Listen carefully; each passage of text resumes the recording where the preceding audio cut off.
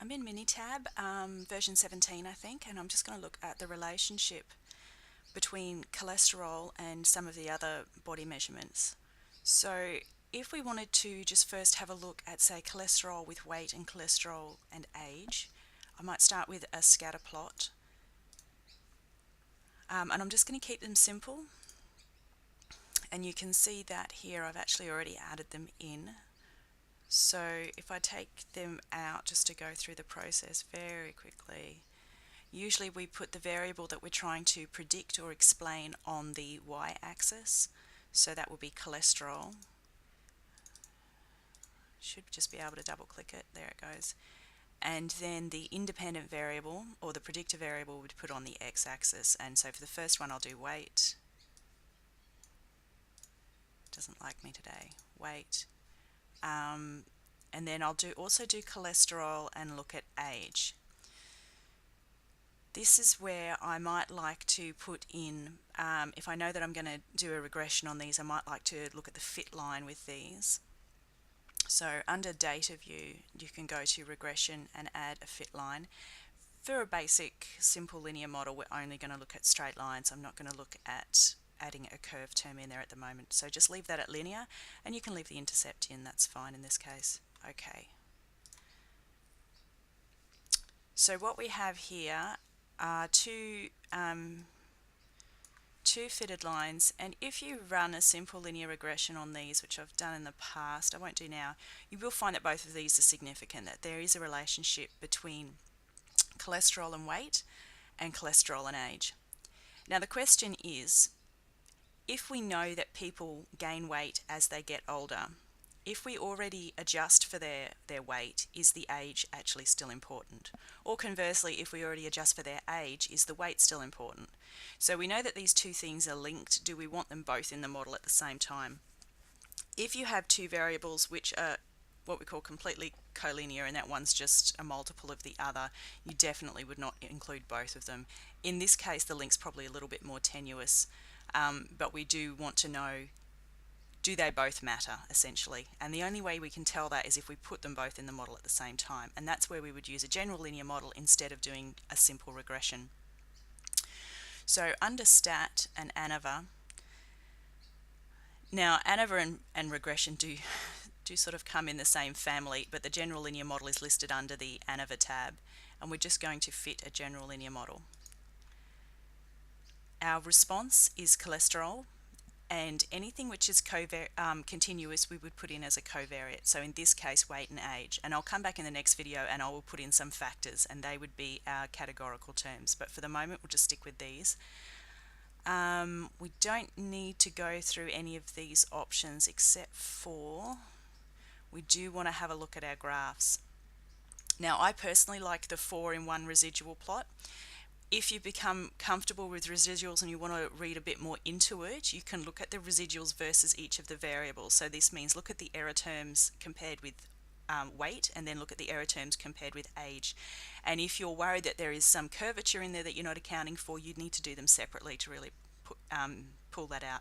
In this case, the relationship is linear, so you can just leave that for now. I do prefer to use the standardized residuals because it makes it easier to see if something is an outlier or it's unusual, because we know that a standardized distribution will go from -3 to 3, so it's very easy to look at the residuals and see if anything is outside of that -3 and 3, that it's pretty extreme. So I would pick those ones. If you're more comfortable with just looking at the raw error, as in we predicted they had a cholesterol of 6, but actually they had a cholesterol of 6.2, so there was an error of 0.2, that would be just your pure residual. So you can do that too if that's easier to interpret. Okay. So I think what I like about Minitab is that you kind of get the residuals first before you even see the model. Now, what have we got here? So the things that we're looking for in the residual plots is we want to know if we've captured all the information in the data with our model. And we're hoping that all the bits left over, all the errors, are randomly scattered and that they're normal. Now, in the fits the residuals versus the fitted values, what this is doing is showing us that where someone has had a predicted cholesterol of 5.4, what was the error in that prediction?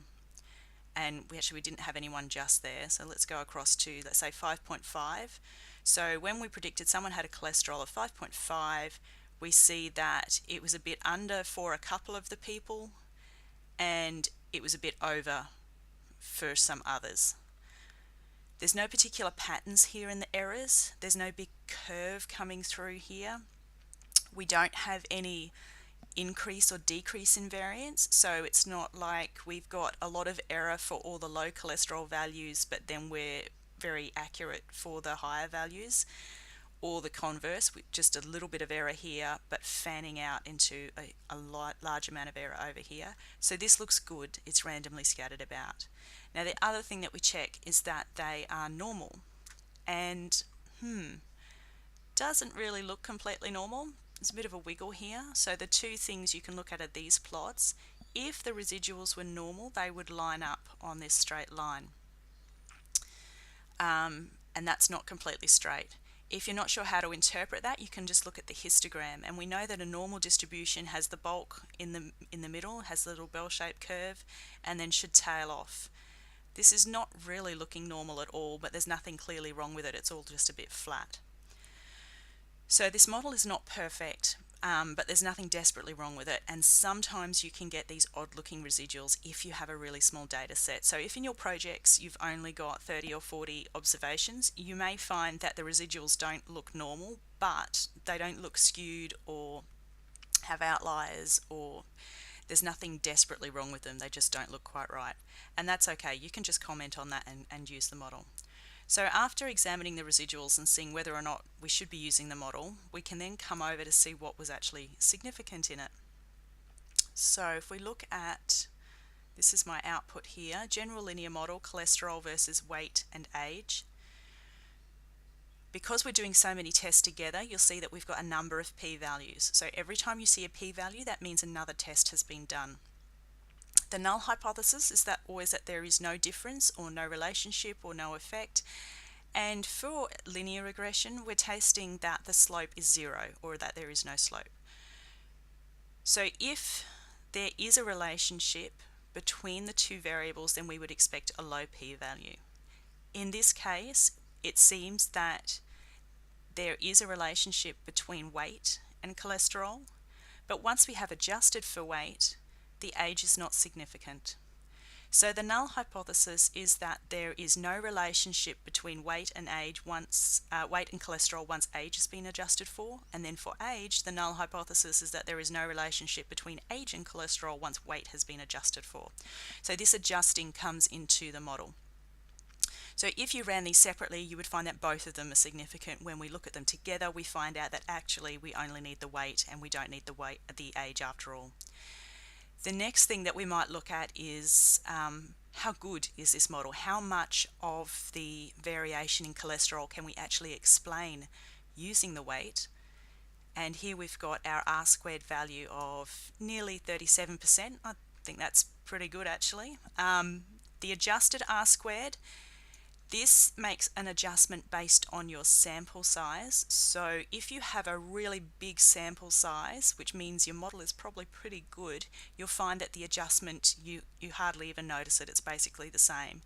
If you have a very small sample size, you'll find that it does drop down a couple of percent, meaning that you need to be careful interpreting how good the model is because you only had a very small sample to go on. And actually someone showed me some data the other day where their R-squared adjusted actually went negative, and I don't think I've ever seen that before. They had absolutely no relationship in their data.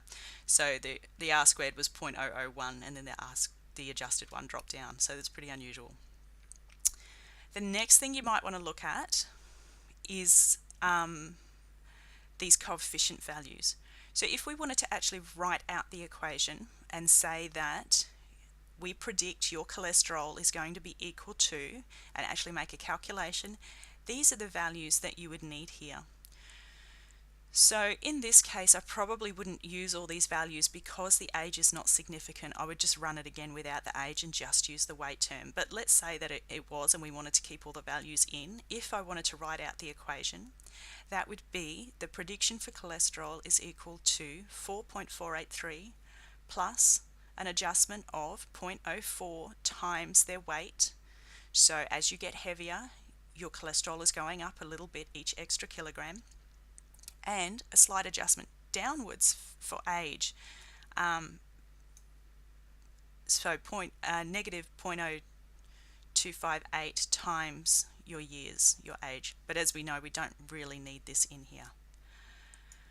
So that's how we would look at a general linear model just with a couple of continuous variables input as covariates. In the next video, I'll take a look at adding the factors in as well.